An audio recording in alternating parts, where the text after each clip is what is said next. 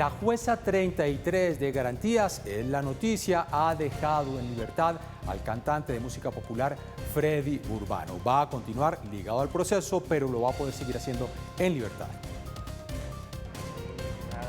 En libertad quedó el reconocido cantante Freddy Urbano, quien es señalado por la Fiscalía de ser el responsable de la muerte de la joven Karen Molina, de 22 años, en un accidente de tránsito ocurrido en la madrugada del sábado 9 de julio. Esto dijo Urbano al salir de la URI de Puente Aranda. Nada se hizo con ninguna mala intención. Un abrazo muy especial a toda la familia. Para la jueza, los argumentos expuestos por la Fiscalía para que se dictara la medida de aseguramiento son débiles, toda vez que no se demostró la participación del imputado en los hechos. Tampoco se pudo probar que Urbano se constituyera en un peligro para la comunidad o que fuera a evadir el proceso en su contra. La jueza tuvo en cuenta en su exposición el testimonio de la patrullera de tránsito que atendió la emergencia. ¿Ella qué dice? Que le siente un aliento alcohólico. Él no se deja hacer la prueba de alcoholemia. La familia de Karen criticó el papel de la Fiscalía en el proceso. No les alcanzó para sustentar o tomar el tema de pruebas correspondientes, el tema como estaban diciendo, como lo argumentaron de que un video, el tema de las pruebas correspondientes de la frenada, el tema correspondiente al dictamen médico, ya que el señor fue dirigido al tema médico en esta clínica, y dos, pues aparte de eso, no tuvieron tampoco cómo argumentar y sí dejaron que esta persona salga a las calles y vuelvan entonces en 4 o 5 años, que ya haya pasado todo, entonces vuelva a ser de las suyas. El ente investigador, por su parte, apeló la decisión y se mantiene en que las huellas del frenado del carro que manejaba Urbano demuestran exceso de velocidad y que además se encontró una lata de cerveza en el vehículo.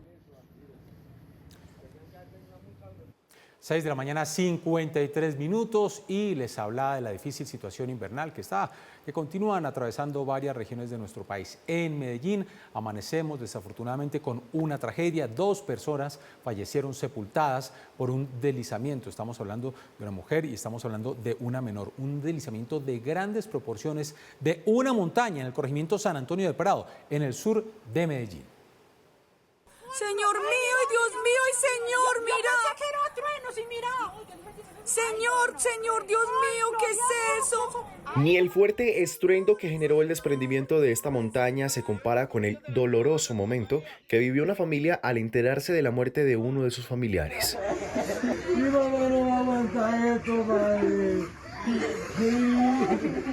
Las víctimas son una mujer de 30 años y un bebé de 2 que quedaron bajo la tierra y el lodo.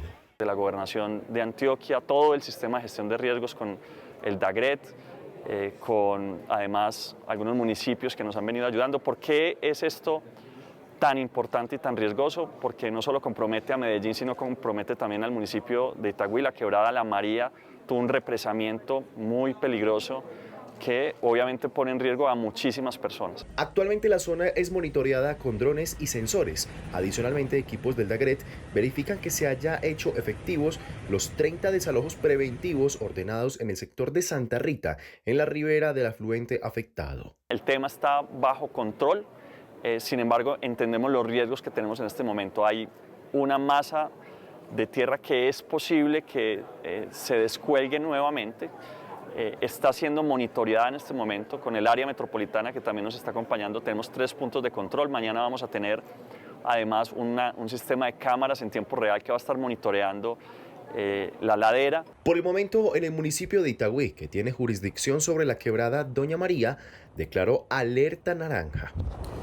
Difícil situación, estamos muy pendientes de esta emergencia, 6 de la mañana, 55 minutos, así como también estamos muy pendientes desde hace semanas de la situación que se está viviendo en la Mojana Sucreña. Fuertes lluvias, más de 100.000 personas que resultan siendo afectadas, y nos llegan estas imágenes que son realmente conmovedoras. Sus habitantes prácticamente se encuentran dentro del agua. En redes sociales circula el entierro. Una mujer de 90 años falleció en esta crisis invernal, que es una de las más largas que está afectando a esta región.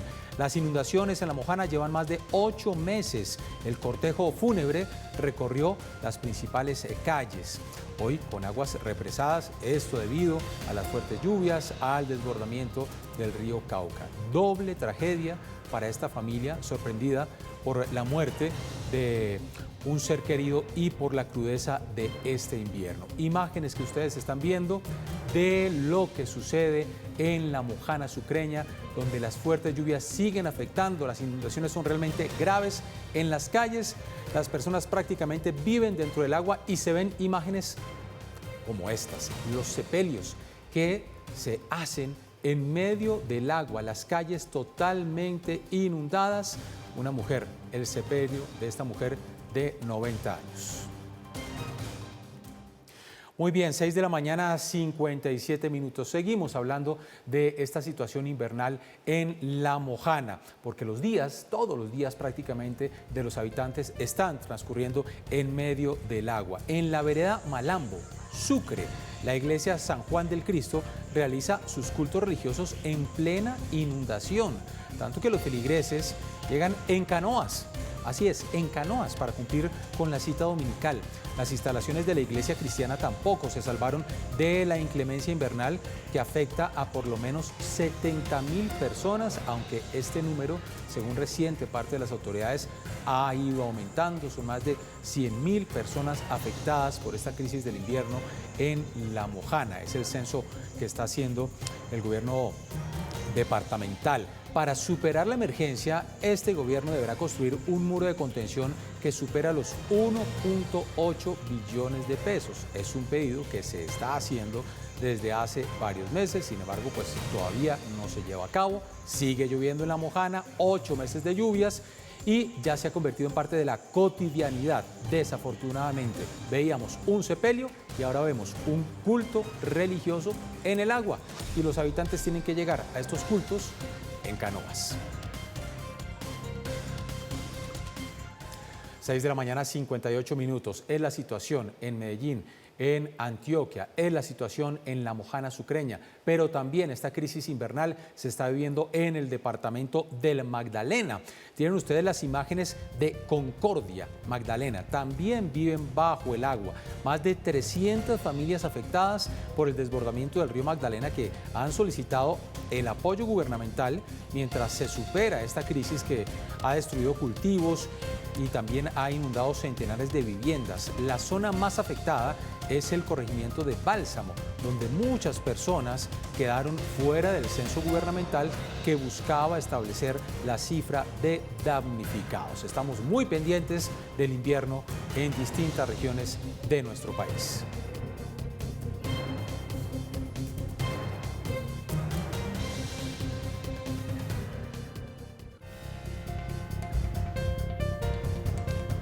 Seis de la mañana, 59 minutos. Les contábamos la noticia, el cantante popular Freddy Urbano, que ha quedado en libertad. Esto recordemos tras este accidente en el cual él se vio involucrado. Desafortunadamente, en este accidente muere una joven de 21 años. Estamos hablando de Karen Molina. Queda en libertad, pero continúa vinculado al proceso. A las 6 de la mañana, 59 minutos, queremos saludar al abogado de Freddy Urbano. Es el doctor Miguel Ángel Morales. Doctor Morales, gracias por atendernos. Un feliz día. Un gusto acompañarlos. Buen día. ¿Por qué queda en libertad Freddy Urbano? Bueno, en este caso, al inicio de los procedimientos penales existe una facultad y una posibilidad para que la Fiscalía General de la Nación solicite privar de la libertad, pero no de manera definitiva, sino de manera previa, preliminar, mientras se avanza en la investigación. En este caso, la juez de control de garantías ha determinado que la Fiscalía no logró acreditar de manera suficiente todos y cada uno de los requisitos que requiere la ley para privar de la libertad, no de manera definitiva, sino de manera cautelar o de manera temporal, mientras la investigación se adelanta. Sí, doctor, ¿iba manejando Freddy Urbano la camioneta y estaba Freddy Urbano en estado de alcoholemia? Bueno, ese es un punto de los cuales este defensor ha requerido insistentemente al interior de las audiencias, por cuanto ese fue uno de los postulados que planteó la Fiscalía. Sin embargo, es la hora que no hemos podido establecer o la el ente acusador del Estado no nos ha corrido traslado, como decimos técnicamente, de esa prueba técnica de alcoholemia que se le toma a las personas, digamos que cuando se adelantan este tipo de investigaciones. ¿Pero él se dejó hacer la prueba de alcoholemia?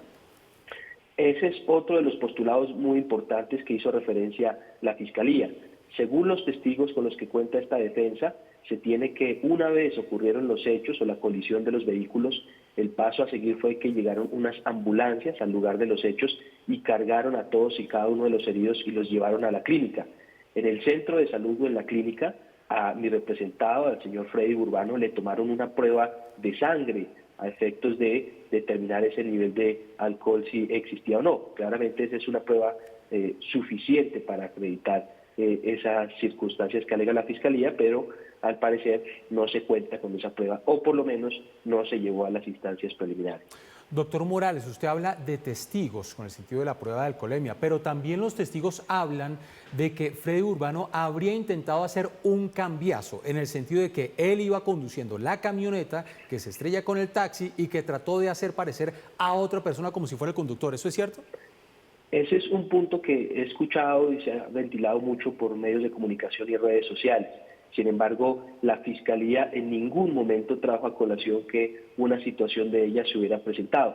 Y desde el primer momento que hemos acudido a instancias de la Judicatura, hemos sostenido, porque así lo ha manifestado mi representado, que en ningún momento se ha negado la posibilidad de que él era el que iba manejando el vehículo. En efecto, él iba manejando el vehículo.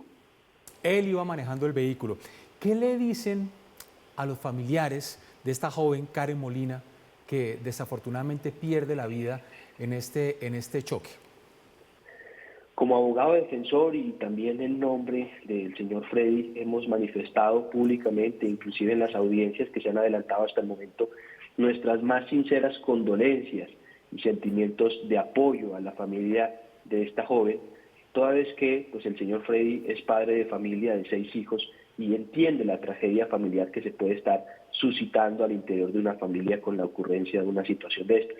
Sin embargo, son sentimientos de apoyo, más no de culpabilidad o de responsabilidad, por cuanto estamos a la espera de materializar actos de investigación, nosotros como defensa, al igual que la Fiscalía, a efectos de lograr establecer concretamente qué fue lo que ocurrió esa madrugada. Ahora, doctor Morales, ¿cómo explicarle a las personas que nos están viendo que el señor Freddy Urbano iba conduciendo la camioneta? Hay pruebas del frenado, pues usted nos dice que está por establecerse el tema de la prueba de alcoholemia, nos dice que sí iba manejando la camioneta, choca contra un taxi, fallece esta joven de 21 años y que en ese sentido no hay intención o que su cliente es inocente. Bueno, claramente los hechos son muy recientes, hace aproximadamente 3 o 4 días, y nosotros pues desde el día 1 hemos tratado de materializar actos de investigación.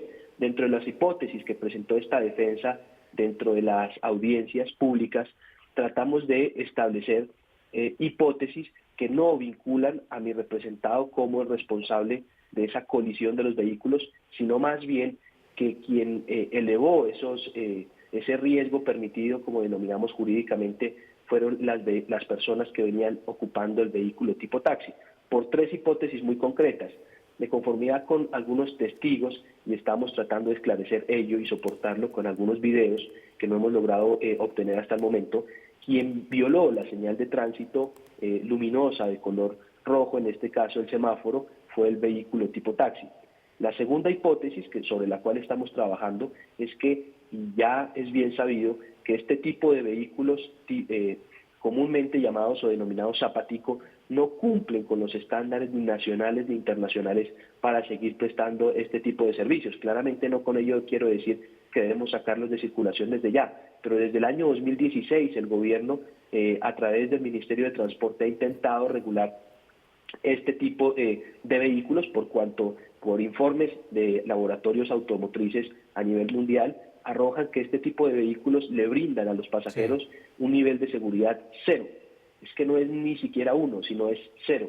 Esa es otra de las hipótesis sobre la cual estamos trabajando y una tercera hipótesis que probablemente, al parecer, de las 3 personas, o resulta muy curioso para este defensor que de las 3 personas que se venían transportando en el vehículo tipo taxi, 2 de ellas quedan dentro del vehículo y la persona que al parecer no queda con el impacto dentro del vehículo es arrojada y a raíz de eso se da el resultado muerto, mientras que las otras 2 no se vieron mayormente comprometidas en su integridad física. La hipótesis que estamos planteando es que al parecer ella venía sin usar el cinturón. Y recordemos que por Código Nacional de Tránsito, todas las personas que se transportan no solamente como pasajeros, copilotos o pilotos, sino las personas que se mueven en la parte de atrás de los vehículos deben usar de manera obligatoria el cinturón. Doctor Morales, ¿qué viene ahora en este proceso? Bueno, desde el día de ayer, inmediatamente el señor Freddy recuperó la libertad. Seguimos materializando actos de investigación a efectos de esclarecer lo ocurrido. Estamos a la espera de poder concretar una serie de videos de las cámaras de seguridad de los lugares, digamos, cercanos a donde ocurrieron los hechos. Y una vez tengamos esos elementos probatorios, procederemos a realizar ya la estrategia de defensa que será pues a lo largo de las audiencias que continúan. Pues ahí están los argumentos de la defensa. Es el doctor Miguel Ángel Morales, abogado del cantante Freddy Urbano, que queda entonces en libertad vinculado a este proceso, hecho en el que desafortunadamente pierde la vida una joven de 21 años. Doctor Morales, gracias por atendernos. Un feliz día. A ustedes, muchas gracias. 7 de la mañana, 7 minutos, cambiamos de tema. Hay noticias con la Fiscalía General de la Nación que está buscando rastrear los bienes. Estamos hablando del patrimonio del empresario Carlos Matos. Con la autorización de un juez, el ente fiscalizador trata de determinar el número y avalúo de bienes de este empresario detenido por el escándalo, recordemos, de Hyundai. Las autoridades buscan establecer si Matos incurrió en enriquecimiento ilícito durante el proceso de soborno a funcionarios y a empleados de la rama judicial.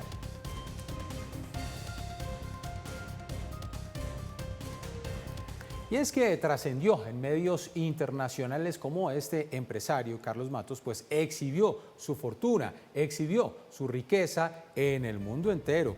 Antes del escándalo de la Hyundai, en su avión privado viajó con el rey Simeón de Bulgaria hasta Cartagena, donde ofreció una fiesta en honor al monarca. Matos también tiene varias propiedades en España, Bogotá y en el sector histórico de la capital de Bolívar, donde se hospedaba el Jet Set internacional. Allí mismo gozaba de los privilegios de los paseos en su yate durante las temporadas de las vacaciones de fin de año y también de Semana Santa.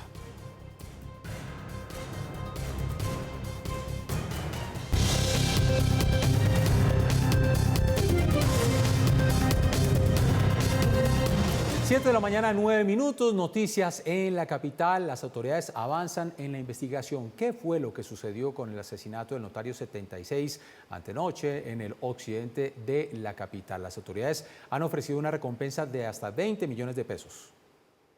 Como José Francisco Barona fue identificado el notario 76, asesinado en las últimas horas en un nuevo caso de sicariato en Bogotá. Según las autoridades, hombres en moto llegaron a este punto en la avenida Boyacá, a pocos metros de la notaría 76 en el barrio Normandía, y le propinaron varios disparos al funcionario. En horas de la noche en la localidad de Engativá se tiene conocimiento por parte de una llamada que recibe el cuadrante de unos disparos que se realizan cuadras más adelante donde ellos se encontraban. De forma inmediata el personal del modelo acude a este sitio y observa allí un cuerpo sin vida. Barona murió en el sitio de manera instantánea, mientras que los presuntos asesinos huyeron hacia el sur de la ciudad por la avenida Boyacá. Informamos a toda la ciudadanía que se ofrece una recompensa de hasta 20 millones de pesos por información que conduzca al esclarecimiento de este lamentable hecho. Las autoridades abrieron una investigación para establecer las causas del asesinato. Por ahora se descarta que se trate de un intento de atraco, ya que la víctima tenía sus pertenencias. Y seguimos a las 7 de la mañana, 10 minutos, con este caso del asesinato del notario 76, porque su hermano también fue asesinado hace 4 meses en el mismo sector de Normandía, en el occidente de Bogotá. Estamos hablando de Andrés Felipe Barona. Fue asesinado el pasado 29 de marzo en circunstancias que aún son materia de investigación. Andrés Barona, quien era abogado, murió como consecuencia de un ataque con arma blanca. Las muertes de los dos hermanos en menos de 4 meses pues abren interrogantes sobre un posible ajuste de cuentas.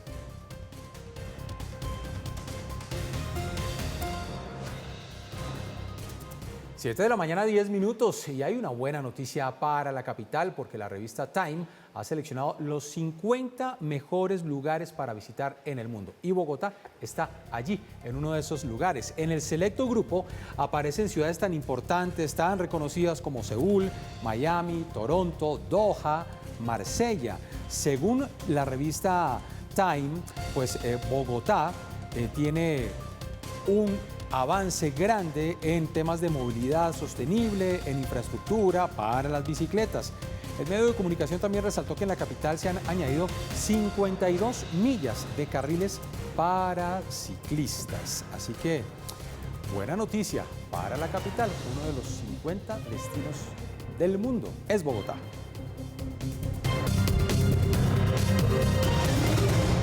7 de la mañana, 18 minutos. Tenemos que registrar una triste noticia. En Nueva York fallecieron 2 colombianos en un bote, un accidente en el río Hudson. Desafortunadamente, una mujer, 50 años, su sobrino de 7, fueron las víctimas mortales que dejó este accidente en aguas de este afluente de Estados Unidos. En el bote que se volcó, pues viajaban 10 personas, es lo que han reportado los rescatistas, conformados por buzos de emergencia y también por la policía fluvial. 3 de los viajeros resultaron lesionados. Este barco fue rentado. Las víctimas fatales nacieron en Tuluá, Valle, en el río Hudson. Este accidente, 2 colombianos mueren, una mujer, 50 años, su sobrino de 7 años. 7 de la mañana, 19 minutos, y se ha pronunciado el ministro de Defensa, Diego Molano, sobre Iván Márquez. Ha confirmado, dice él, según fuentes de inteligencia, que Iván Márquez está vivo, que se encuentra en una clínica en Caracas y que está siendo protegido por el régimen de Nicolás Maduro.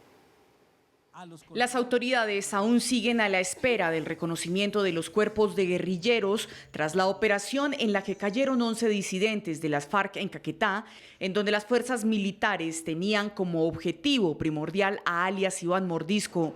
Medicina Legal aún realiza las autopsias para el reconocimiento, así lo señaló el ministro de Defensa. Era el único cabecilla principal y grande que estaba en Colombia y inmediatamente tengamos alguna información respecto a los resultados que se están haciendo por parte de las autoridades, será informado al país. Mientras tanto, siguen las versiones sobre Iván Márquez dirigidas a que no murió en el ataque en territorio venezolano. Molano dijo que el video que dio a conocer la guerrilla es verídico y que Iván Márquez actualmente continúa en territorio venezolano. Que está siendo protegido por el régimen de Maduro y que está en un hospital en Caracas. Es la información que tenemos. Cualquier otra indagación o información adicional pues será comunicado a la opinión pública. Sobre los voceros que aparecieron justo en ese video, Molano dio a conocer la identidad de estos. La identificación que se hizo del video que fue presentado, se evidencia que hay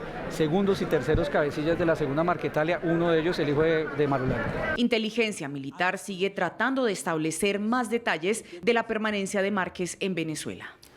7 de la mañana, 21 minutos, pronunciamiento del presidente Iván Duque desde Miami, quien ha enviado un mensaje a todos los empresarios, un mensaje de tranquilidad a pesar de la llegada de un nuevo gobierno. Dice además que los colombianos no deben salir del país, que Colombia es un país estable, que Colombia es un país pro empresa y que lo que se ha elegido es un presidente, no un emperador.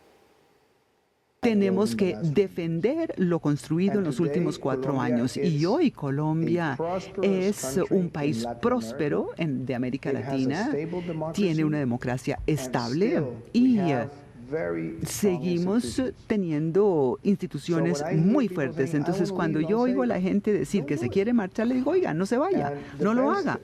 Y la mejor forma de decirlo es decir, mire, yo no me voy a ir del país, yo me quedo en Colombia. Es mi país, es el país que amo y yo seguiré acogiendo las causas en las que creo y yo debo transmitirle ese mensaje a todos los colombianos.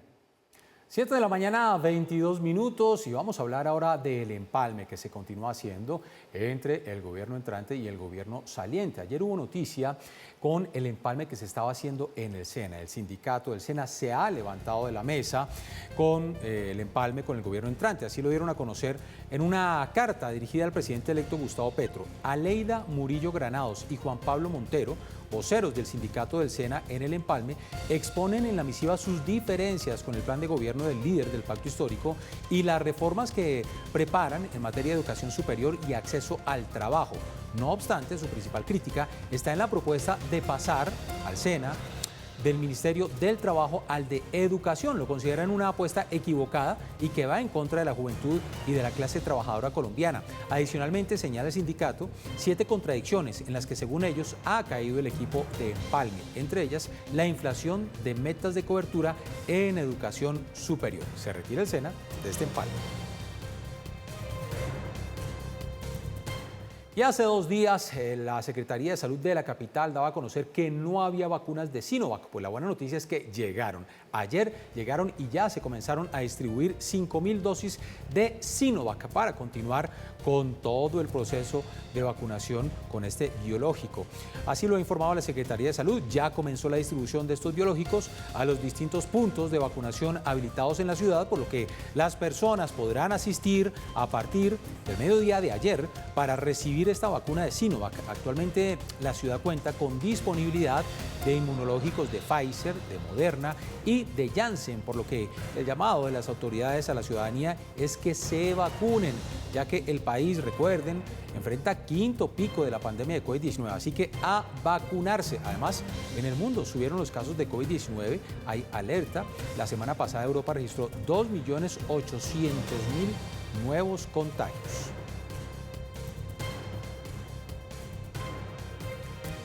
7 de la mañana, 24 minutos. Hay noticias con la empresa de acueducto y alcantarillado de Bogotá, que exigió que la planta de tratamiento del salitre sea entregada en su totalidad y sin deficiencias por parte del contratista.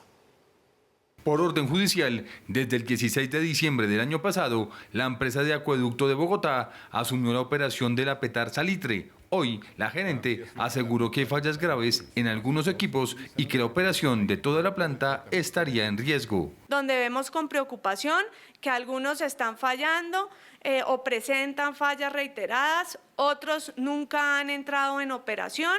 Sin embargo, el consorcio CEPS, que opera la planta bajo la supervisión de la CAR, asegura que el complejo, avaluado en 1,3 billones de pesos, está debidamente asegurado. ¿Qué está ocultando la empresa de acueducto que recibió la información no solo en un cuarto que se entregó en custodia el 12 de septiembre, sino que fue recibida la documentación en un acta que reposa en los archivos del expediente judicial firmada por los mismos funcionarios de la empresa de acueducto el día 15 de diciembre del año 2021. El contratista incluso manifestó casos de sabotaje que han puesto en peligro la operación. Se encuentra una varilla de manera atípica que alteró y dañó el equipo. Sin embargo, la empresa alemana corrió con todo el tema de garantía, lo dejó en el informe, lo expuso y sus testimonios fueron parte de las inspecciones judiciales. El acueducto aseguró que ha realizado más de 825 mantenimientos preventivos. Hay un riesgo evidentemente operativo sobre los equipos principales y críticos, porque en la medida que fallen o continúen fallando de manera reiterada, pues o se deberá incluir en riesgos, en costos adicionales en temas de reposición, que nuevamente consideramos que es el contratista quien los debe asumir. En septiembre terminará el contrato de construcción del Apetar Salitre. 7 de la mañana, 26 minutos, y es noticia: la Comisión de la Verdad del Padre, Francisco Herrú, viajó a los Estados Unidos para hacerle entrega, ahí ven ustedes, la imagen al secretario general de las Naciones Unidas, que es Antonio Guterres, este informe final sobre el conflicto armado en nuestro país. El padre Herrú viajó a Nueva York a presentar este texto al jefe del organismo multilateral. Pidió a la comunidad internacional que los apoyen en las recomendaciones hechas al Estado colombiano para no repetir el ciclo de violencia en nuestro país. Hoy jueves, Guterres socializará este informe ante el Consejo de Seguridad de la ONU. Muy bien, 7 de la mañana, 27 minutos. Nos vamos con más informaciones que tienen que ver por la inflación. en los mercados. Recuerden ustedes la cifra que se conoció ayer, la más alta en muchos años en los Estados Unidos, inflación anual de 9.1%. Y muchos se están preguntando qué va a pasar también con estos mercados en nuestro país. Laura Daniela Cifuentes, buenos días y cuéntenos qué se espera para el día de hoy en el mercado cambiario. Jenner, muy buenos días. Pues le cuento que hay mucha expectativa por el precio del dólar. Hemos visto cómo esta cifra ha estado al alza en esta última semana, pero el día de ayer se registró la tasa representativa del mercado en 4.558 pesos. Bajó a diferencia del día martes que se ubicó en 4.627 pesos. Pero tenemos que decir que esta cifra de inflación en Estados Unidos, una cifra histórica, pues está muy relacionada también con la economía colombiana y por eso también los analistas han apuntado a que eventualmente el precio del dólar incluso pueda seguir subiendo en nuestro país. ¿Por qué? Pues porque el Banco Central de los Estados Unidos va a aumentar sus tasas de interés y esto va a ser mucho más atractivo, pues el dólar se va a fortalecer y por ende pues se va a seguir viendo muy devaluado el peso. Esa sería una de las razones, pero le cuento que también esta inflación en Estados Unidos podría tocar las tasas de interés en Colombia. Recordemos que el próximo 26 de julio el Banco de la República va a dar a conocer precisamente esta cifra. Hemos hablado con analistas y muchos apuntan a que esta cifra podría pasar del 7.5% al 9%, algo que para el ministro de Hacienda designado, José Antonio Campos, sería una tasa de interés muy aumentada y esperan pues que el Banco de la República tome esta reflexión, pero recordemos que esta decisión se toma también para atajar la inflación en Colombia, que también está muy alta. Entonces, estos serían los efectos de esa inflación en Estados Unidos que tocan nuestra economía y, por supuesto, pues van a tocar nuestros bolsillos. Ante un eventual aumento de las tasas de interés, pues se van a aumentar la cifra en las deudas que adquieran los colombianos, los créditos que adquieran los colombianos en el país. De otro lado, todo este tema de la inflación pues también alimenta ese temor por una recesión mundial, una recesión que iniciaría en Estados Unidos y frenaría de alguna manera la economía de este país. ¿Cómo afectaría a Colombia? Pues en las exportaciones y en las importaciones de nuestro país. Por eso es tan importante este tema del mercado y por eso hay mucha expectativa ahora a las 8 de la mañana que se inicia a negociar el dólar este jueves.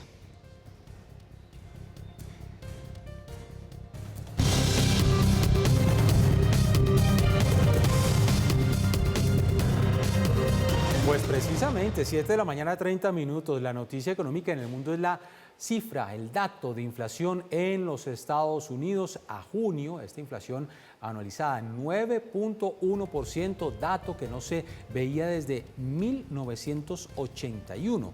Una cifra que ha sido empujada principalmente por el encarecimiento de los aumentos y de los alimentos, de la energía, según lo ha señalado la Oficina de Estadísticas Laborales, que además cifró en 1.3% la inflación solamente del mes de junio.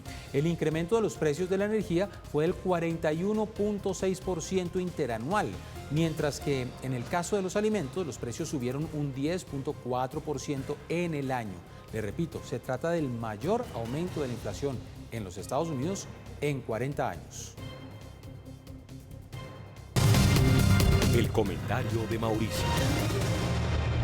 El día de ayer se conoció la cifra de inflación en los Estados Unidos que sorprendió a todos, a los analistas, a los observadores, a todos los que habían hecho pronósticos. Les doy el dato, en el mes de junio, 9,1%, la mayor inflación de los últimos 40 años. Hay que tener en cuenta que el mes anterior, en el mes de mayo, había sido de 8,6%. Las expectativas más pesimistas anunciaban un 8,8%, 9,1%. ¿Por qué estamos hablando de esto aquí en Colombia? Porque nos va a golpear por dos caminos distintos. El primero de ellos, ante esta cifra de inflación, la Reserva Federal, que es el Banco Central de los Estados Unidos, va a acelerar el aumento de sus tasas de interés. Todo el mundo decía que iba a aumentar 0,75 la tasa de interés en Estados Unidos en las próximas 3 semanas, pues resulta que probablemente la va a aumentar en 1 punto. ¿Y eso por qué nos afecta? Porque si suben tasas de interés en Estados Estados Unidos, salen capitales hacia Estados Unidos y eso nos aprieta más en un aumento de la tasa de cambio.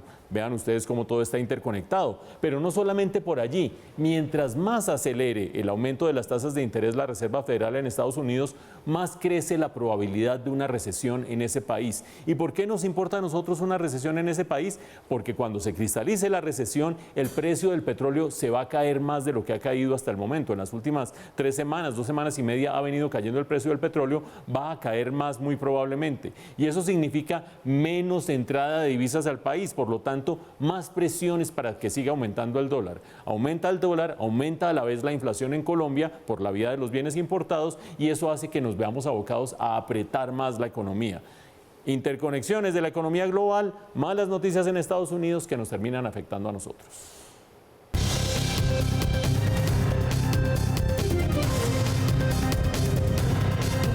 A las 7 de la mañana, 33 minutos, recorrido por regiones de nuestro país que iniciamos en el Espinal, en el departamento del Tolima, y es que se vienen una cantidad de demandas. Esto, recuerden ustedes, por lo sucedido hace algunas semanas, la caída de uno de los palcos durante unas corralejas que dejó varios muertos y centenares de heridos.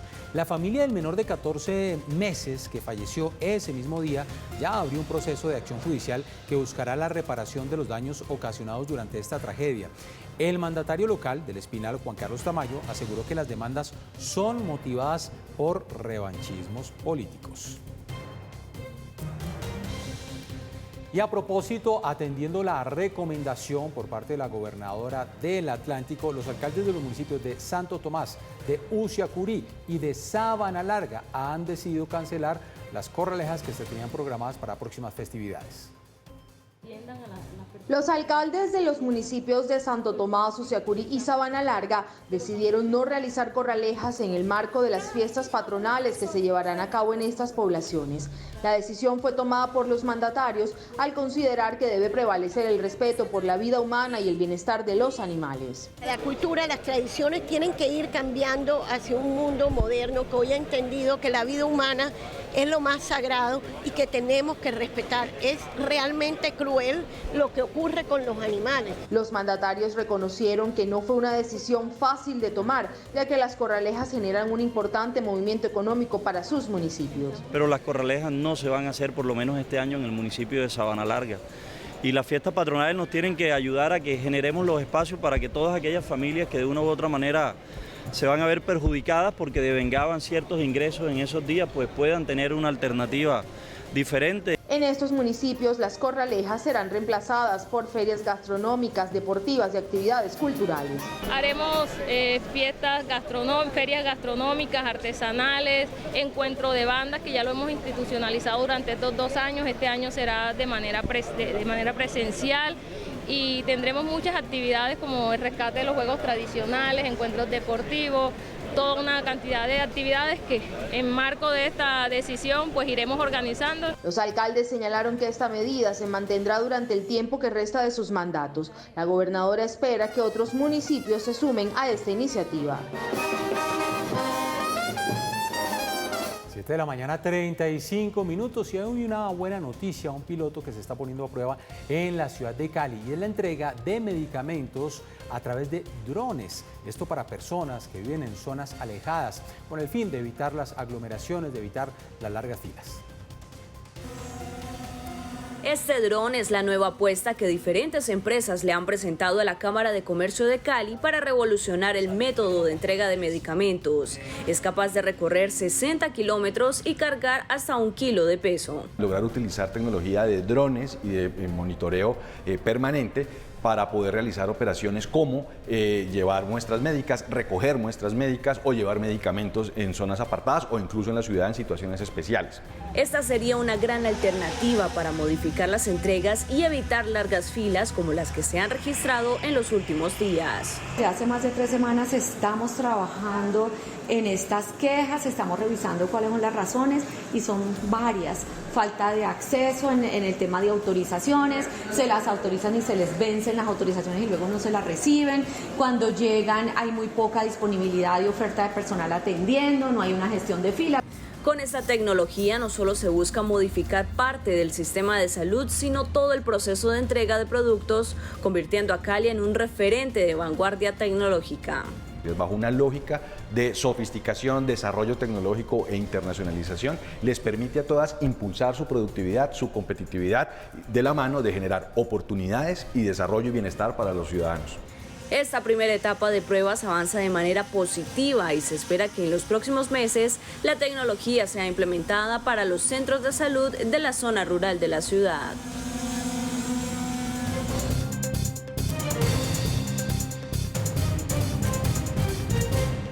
Volvemos, 7 de la mañana, 46 minutos. Más data, como siempre, con Joana Polanco. Joana, feliz jueves.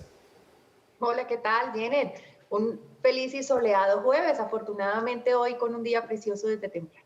Ojalá así sea y todos estamos a la expectativa de qué va a pasar con el dólar. Ayer un pequeño respiro con el dólar. Así es, mire, ayer miércoles, tras 10 jornadas de subidas, pues el dólar revirtió esa tendencia y terminó la jornada por debajo de los 4.600 pesos. El promedio de negociación fue de 4.557,45. Esto quiere decir 70 pesos menos frente a la tasa representativa del mercado que estaba vigente para ayer, que era de 4.627,46.